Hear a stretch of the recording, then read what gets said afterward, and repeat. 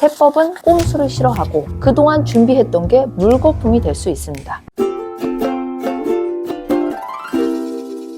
안녕하세요. 세무는 보라의 문보라 세무사입니다. 저번 영상에서 청년 창업 세액 감면에 대해서 이야기를 했죠. 근데 막상 실제로 적용을 하려고 하면 어려워요. 내가 34살이라 청년 나이에 아슬아슬하게 걸리는데 이 나이가 만 나이인지, 그렇다면 언제 사업을 시작해야 될지, 창업일은 언제인지, 법조문 하나라도 잘못 해석하면 그동안 준비했던 게 물거품이 될 수 있습니다. 아리까리한 부분 Q&A로 정리해서 말씀드릴게요. 시작하시기 전에 구독과 좋아요 부탁드립니다. 첫 번째, 그럼 창업일은 언제일까요? 법인의 경우 설립 등기일, 개인 사업자의 경우에는 사업자 등록을 한 날을 기준으로 합니다. 두 번째, 대표자 변경 시 창업 중소기업 등에 대한 세액 감면을 계속 받을 수 있을까요? 받을 수 없습니다. 감면 기간 중에 해당 법인의 대표자를 동일하게 다른 청년으로 변경을 한다 해도 대표자 변경일이 속하는 과세년도부터 남은 감면 기간 동안은 감면을 적용받지 아니합니다. 5년간은 그 요건을 지속하셔야 돼요. 창업일 기준, 당초 창업한 청년만이 쭉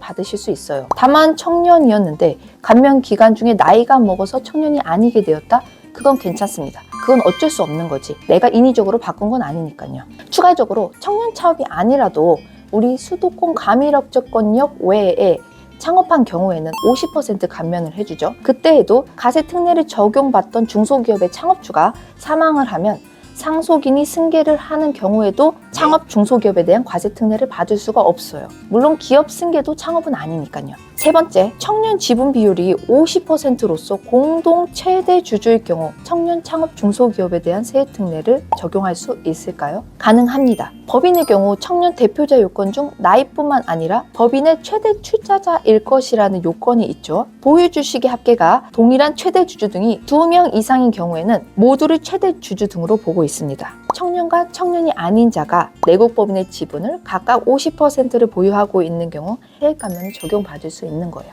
그럼 추가적으로 청년과 청년이 아닌 자가 법인의 공동대표일 경우는 어떨까요? 이건 안 됩니다. 청년이 사업을 영위한다는 거에 메리트를 주고 있기 때문에 법인 대표는 청년 1명이어야 돼요. 자, 네 번째, 사실상 사업을 개시하지 아니한 상태에서 폐업 후 같은 업종으로 다시 사업을 영위하는 경우 창업 중소기업 세액 감면이 적용이 될까요? 가능합니다. 창업으로 보지 않는 경우에서 법인 전환, 창업의 확장, 폐업 전 동일한 사업에 영위한다 라는 요건이 있었는데 가능하다고요? 설비 투자 등 창업 활동을 전혀 하지 않는 경우에서 사업자 등록 후 즉시 폐업하고 같은 장소에서 사업을 개시하여 실질적인 창업 행위를 한 경우에는 창업에 해당됩니다. 다만 종전 사업과 신설 사업장의 설립 영위나 운영 실태 등을 감안해서 실질에 따라 판단할 사항이에요. 처음에 실제로 사업을 하지 않았다는 부분에 대한 근거는 미리 만들어 놓으셔야겠죠. 다섯 번째, 해당 사업에서 최초로 소득이 발생한 가세년도의 의미. 창업 중소기업 세액 감면은